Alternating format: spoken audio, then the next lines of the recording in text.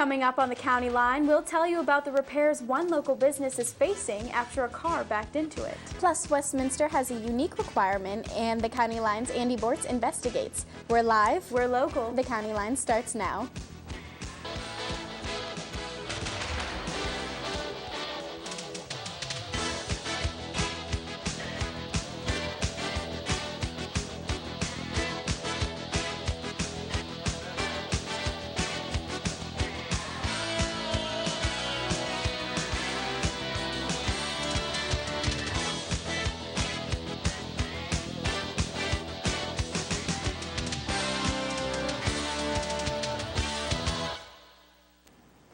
A scare at Newcastle High School has a tie to Westminster College.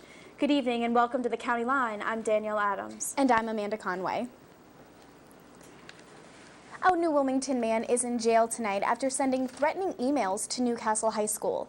Michael Eaglin, the man accused of sending the emails, faces charges of terroristic threats, threatening to use weapons of mass destruction, and criminal use of a communications facility. The emails were traced back to Westminster College's McGill Library. Eaglin is an employee of Sodexo Food Company, which is the campus's food supplier. Eaglin is being held on $200,000 bond.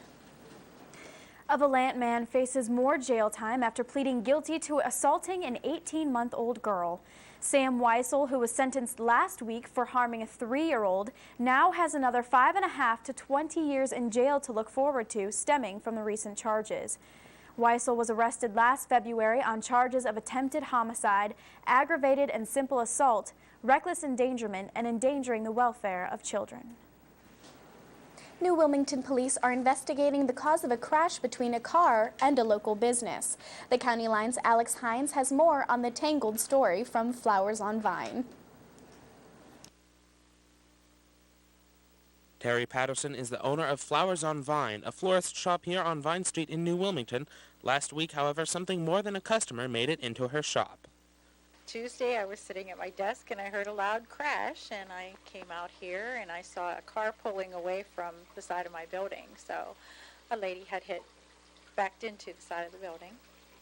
Patterson thought that was the end of it, but on Thursday night, a large display window that was bent out of shape by the impact shattered. The next day, a building inspector arrived and added these poles to shore up the shop, but that was just the first step. Well, he's going to build a temporary wall here on the side of the beam so that we can have the public in and out, and that'll keep the cold out while we're fixing that wall and putting a new window and door in.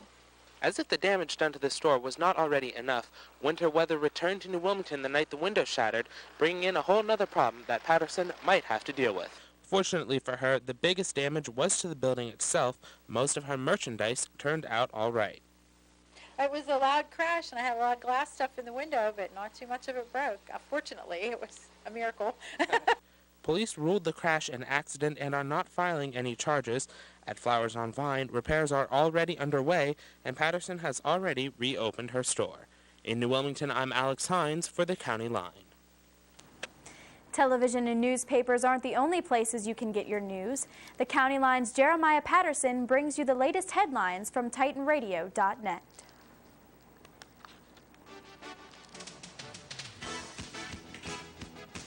Good evening, I'm Jeremiah Patterson in the Titan Radio newsroom. Here's what we're covering on TitanRadio.net this week. A Hickory High School student remains in the Mercer County Jail after stabbing another student. 15-year-old Malik Harrison allegedly stabbed a 17-year-old classmate on Monday morning before class. The two students had been involved in a feud. The victim was treated and released for a stab wound to the lower back. Harrison now faces charges as an adult for aggravated and simple assault. An update in the case involving a Newcastle High School student who died last year of a drug overdose. A Lawrence County judge says a wrongful death lawsuit filed by Erica Jo Million's parents will have to wait another 30 days before moving forward. The lawsuit is against another student, Joshua Stewart, who goes to juvenile court on March 25th. Stewart's attorney says he may seek a longer delay if the criminal charges are not resolved by then. Plans to solve sewer issues in several townships in Lawrence County are now approved. According to our Newcastle News partners, the Department of Environmental Protection approved the corrective action plans, which means Union Township now has the okay to expand businesses, including a Starbucks. I'm Jeremiah Patterson in the Titan Radio Newsroom. Make sure you listen to Titan Radio Digital 88.9 FM 24/7 on TitanRadio.net for the best of commercial-free music. The deadline for voting registration in Pennsylvania's primary is in 2 weeks. If you need to register, you can still go online to www.votespa.com, or you can mail in your voter registration application. Pennsylvania's primary is April 22nd. While evidence of last weekend's blizzard is melting away, I'll introduce you to a family who didn't let the cold weather keep them inside. And a group of Westminster College students are using their spring break to give back to a community in need. Stay tuned, more County Line is on the way. Will the owner of a spare tire please report to the press box to retrieve your appendage? They must have lost this parking further from the stadium and walking in.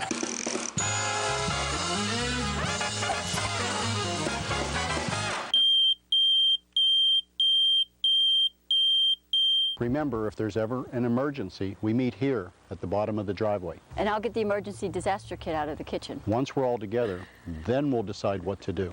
But what about Fido? What about Fido? The Lawrence County Humane Society reminds you to include your pets in your disaster planning. Make sure that your pets have identification tags that include your phone number. To find out more about how to protect your pets in a disaster, contact the Lawrence County Humane Society. Come on! This way! Who is that guy? I don't know! Hurry up! He's right behind us! I know!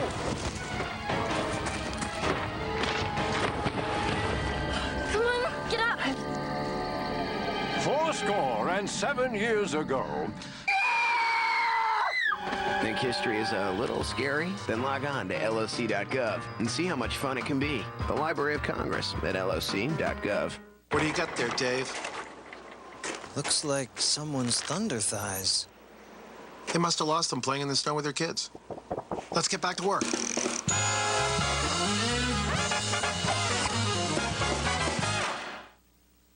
This weekend, New Wilmington's 6th Annual Business Expo will be held at Westminster's Fieldhouse. The County Line's Jen Emery sits down with Betty Jones to discuss the day's events. Hi, I'm Jen Emery, and I'm talking with Betty Jones today. She is a member of the Chamber of Commerce organization, and she is also co-chair of the Business Expo, which is this Saturday's event. Okay, hi, thanks for joining me. Hi. Tell me first, what's the purpose of your organization? The New Wilmington Area Chamber of Commerce it's the area Chamber of Commerce, so it doesn't only incorporate the borough of New Wilmington. And the purpose is to help encourage businesses to come to this area, to promote the businesses that are already here, and just to let the general public know what services and products that they can get in the area. Okay. About how many businesses do you get to come and set up at the Business Expo? This is the 6th annual expo, and we usually have about 100 businesses. This year we'll have about the same amount, about 100, and then we get about 1,500 people to come through of the general public. Do you do anything? Are you doing anything different this year? This is the first year that we're actually having a demonstration area. In the past, the people have just walked around and seen the vendors, experienced their products, and signed up for the door prizes, of course. But this year we're having a demonstration area, and we're going to have 4 demonstrations. We're going to have a gentleman by the name of David Gray come and talk about the revival of horseback archery. We're also going to have the chef from Shenango Presbyterian Senior Care come and do a healthy cooking demonstration. We're going to have someone demonstrate natural beauty products and makeup from the Body Works at Home, and we're going to have a man by the name of Wes Osborne from right here in the New Wilmington area by the name of Critter Dunn, and he's to get rid of pesky little rodents and skunks and unwanted animals, that kind of thing.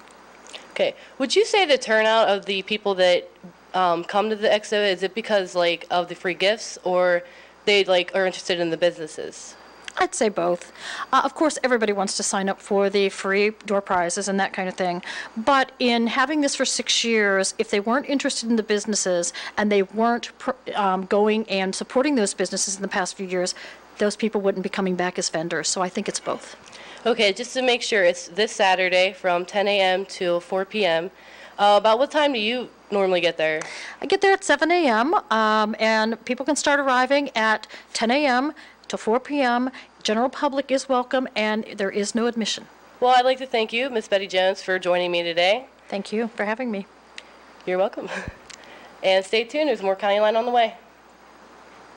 Westminster College offers a variety of majors to accompany its liberal arts education style. However, no matter what major a student chooses, there is one common course everyone must take. Westminster is one of the only colleges to implement this requirement. The County Line's Andy Bortz explores the life of a busy first-year student while taking a dive into the unique swimming requirement. Eric Cargill. He's a freshman student here at Westminster College. Extremely intelligent, extremely bright, and also extremely busy. I have a double major in biology and biochemistry. But little did he realize that before he graduates from Westminster College, he's going to have to take a dive into something other than textbooks. Unless if I were to decide to become a marine biologist, I don't think I'd ever need to know how to swim, and I'm not going to become a marine biologist. Students can take a practical exam to test out of the course. The practical swimming exam here at Westminster College consists of treading water for 5 minutes in water up to 10 feet in depth. It also consists of swimming 4 laps in the pool back and forth. Many students find this difficult, many including Eric Cargill. I don't like water. I'm not afraid of it, but I don't like it. Although Eric and others may have doubts, swimming coach Rob Clamett says the requirement is designed to be a fun one. Yeah, they might have to get wet. It might be 8:20 in the morning and it might be a little uncomfortable, but I try to make it fun so that the 7 weeks goes really fast. We joke around a lot. They get in, they have fun.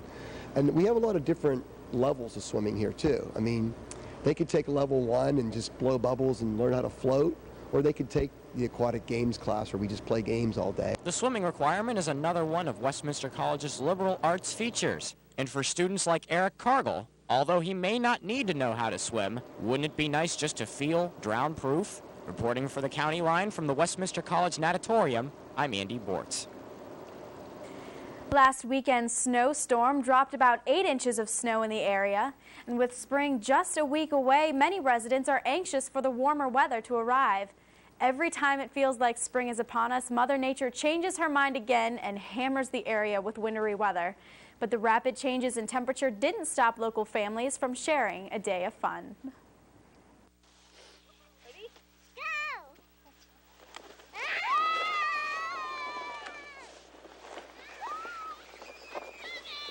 Oh dear!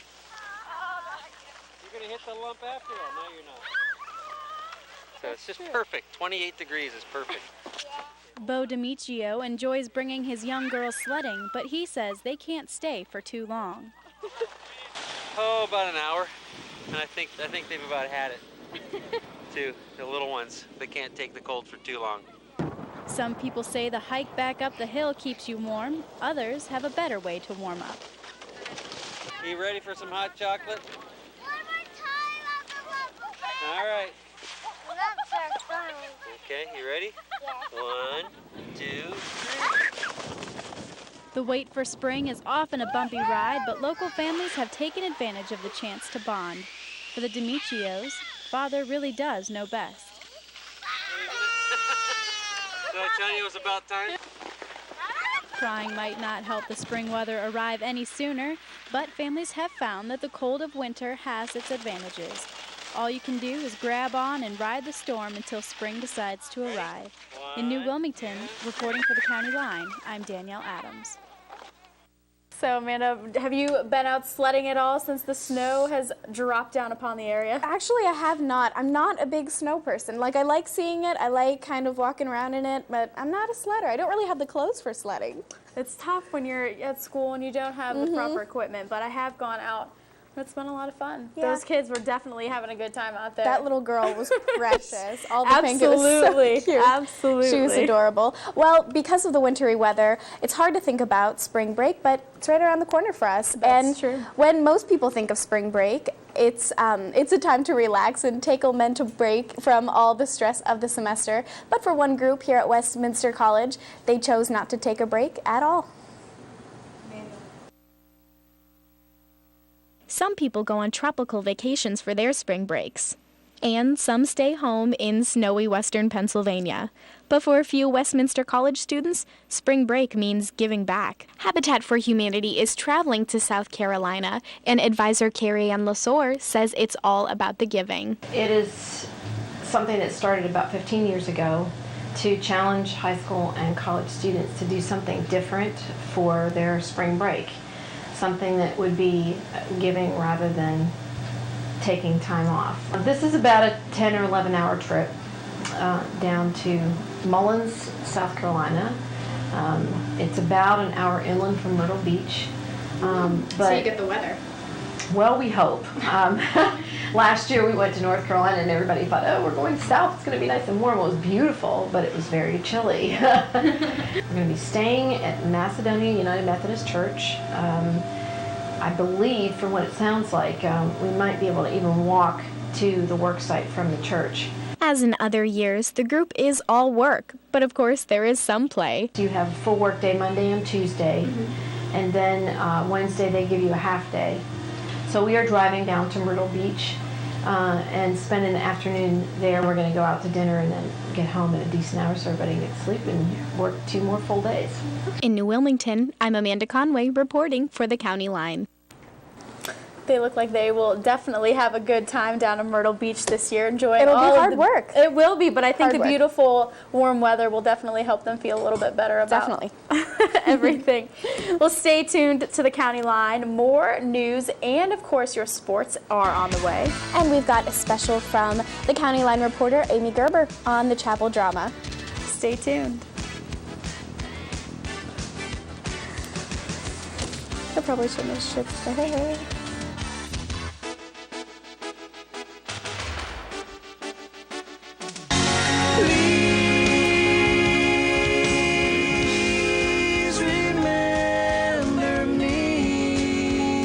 Hi everybody, this is Tim McGraw for RAD, recording artists, actors, and athletes against drunk driving. You know, I spend a lot of time on the road and I see some funny things out there, but one thing that's not so funny is someone who's about to drive drunk. So take the keys and be a friend, because friends don't let friends drive drunk.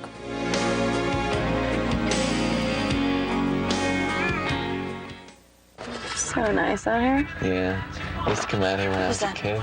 Nothing. No, I definitely heard something. Who is that? Get out of here! What are you doing? Stop the car! Okay, okay. He does? Okay. Come on, baby.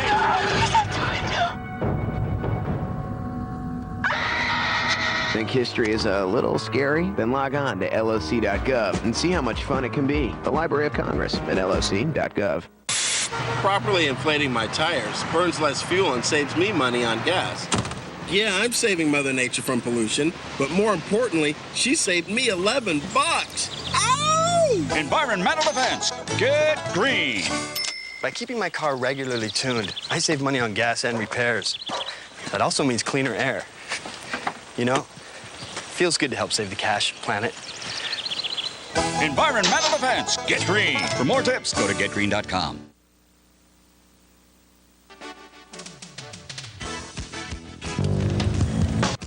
The first day of spring is right around the corner, but if you take a look around, you may not be able to tell outside. The MLB has the right idea, however, as they take this time to head down to Florida to begin preparing for the upcoming season. The Titan baseball team is also catching the spring fever, as they have begun practicing for the season, but have unable to get outdoors because of the weather. Titantown sports reporter Nate Dodd met up with the team to find out how a change of location and temperature will help to bring the team to prepare for the season. With all of the games postponed or canceled so far this season, the baseball team is looking forward to playing a little ball in the warm weather at Fort Pierce, Florida. Since the season has started, the team has been working hard at brushing up on their throwing, batting, and catching in the Fieldhouse Gymnasium.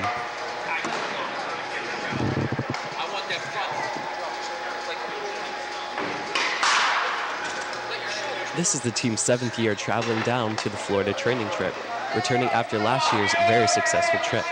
Last year, the team had a record of 6-4 in games.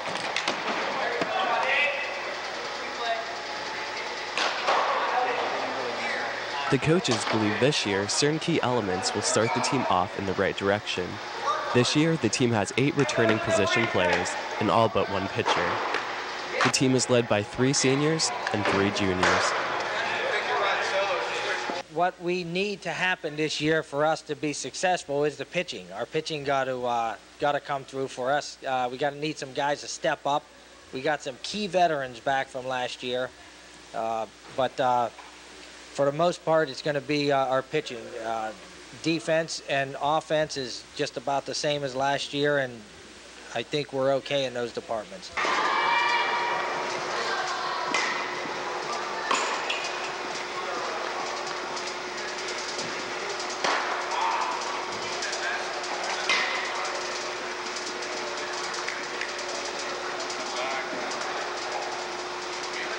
Reporting for Titantown Sports, I'm Nathan Dodd.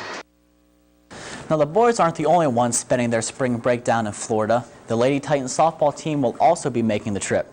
Reporter Jen Emery gives us an inside look on the team's preparation for this upcoming season. It's that time of year again for the Westminster softball team. The Lady Titans head to Florida tomorrow to play a series of games. This will be the first time the Titans have been on actual softball field since last September. The team has been practicing every day in the gym since the end of January. I spoke with the head softball coach, Jan Renninger, about her expectations for this season. Well, it's what we coaches consider going to be an interesting season. Whenever you have a large amount of freshmen on a team, which we do, it always leaves your expectations up in the air. But honestly, I can say they're high. I think we have 9 incoming freshmen on the team, but we have such a good group of returning players that I think it's going to kind of even things out. The talent's there both with the upperclassmen and the freshmen. We lost 4 key players last year, but I think with the upperclassmen that have been working to step into their positions, they're gonna fight for them, and then it's going to push the new freshmen in to even work harder. So I think the balance is what's going to make this program pretty interesting this season to see how it goes. If everyone's plays to their potential, we could have a very good season, and that's what I'm hoping for.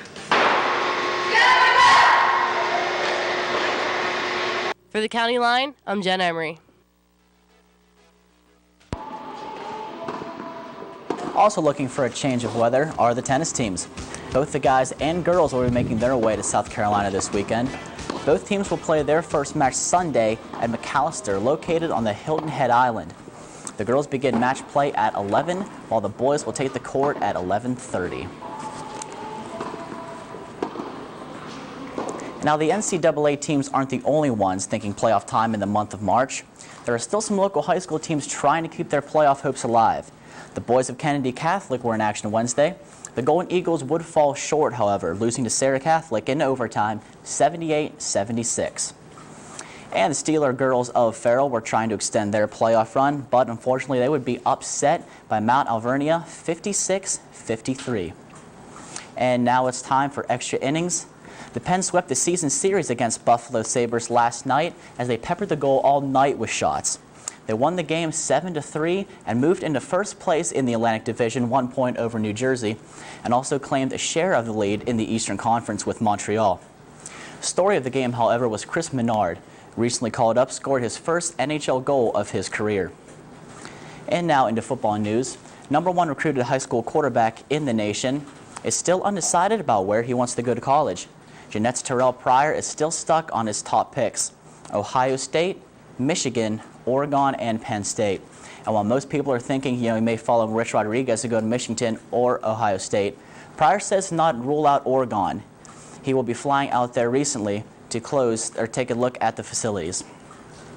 And finally, spring training news: the Buccos and Indians have been in action in Florida. The Buccos have a record of 4-7, while the Tribe is hanging around 500 with a record of 6-7. And that will wrap things up for Titantown Sports this week. Stay tuned, more County Line is on the way.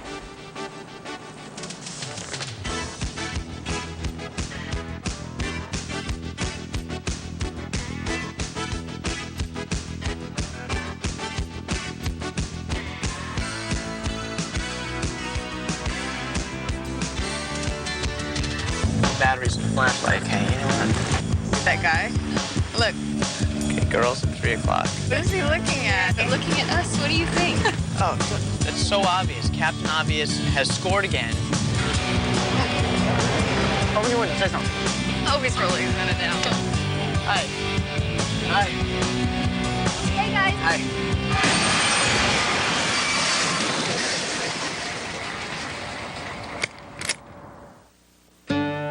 Honey, would you get me some ice cream? Ice cream. Please. Yeah. Thank you. Some things you just can't do without. It happens every night, all across America.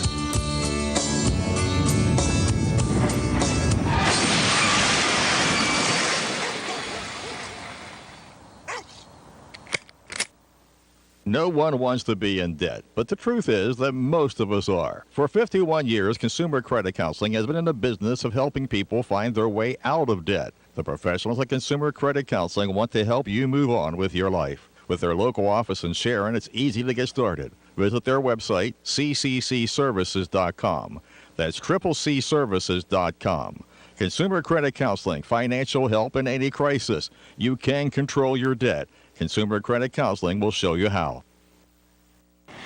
The New Wilmington community and the Westminster campus were entertained this past weekend as the chapel drama brought to life an American classic, You're a Good Man, Charlie Brown. The County Line's Amy Gerber gives us a behind-the-scenes look at the show.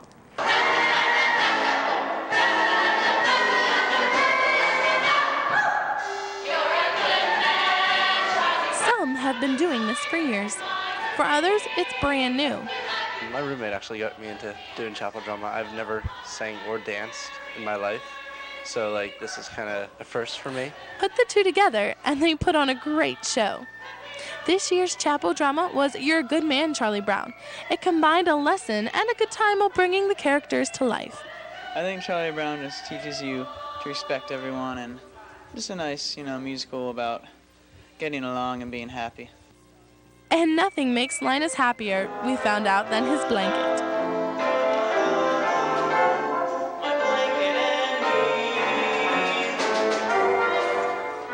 Linus isn't the only character who comes to life. Lucy still spends her time swooning over Schroeder.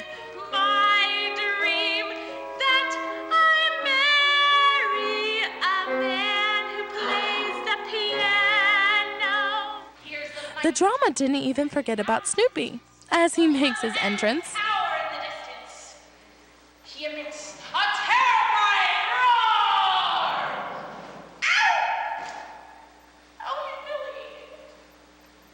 roar! Or exit. But the one character everyone went to see was good old Charlie Brown, and that's just what they got to see. This is Amy Gerber reporting for the County Line. New Wilmington Middle School received a special guest yesterday as Pennsylvania Senator Bob Robbins declared March Youth Art Month for the state. Students from Slippery Rock, New Wilmington, and Newcastle districts were all honored at the event, organized by Wilmington art teacher Evelyn Shank. Youth Art Month was created in 1961 as a way to recognize the importance of art education for children. And that's all the time that we have for this week's edition of the County Line. Now keep in mind we're on spring break next week, so we'll see you in 2 weeks. For more local news and sports. Thanks for joining us tonight. Have a good night.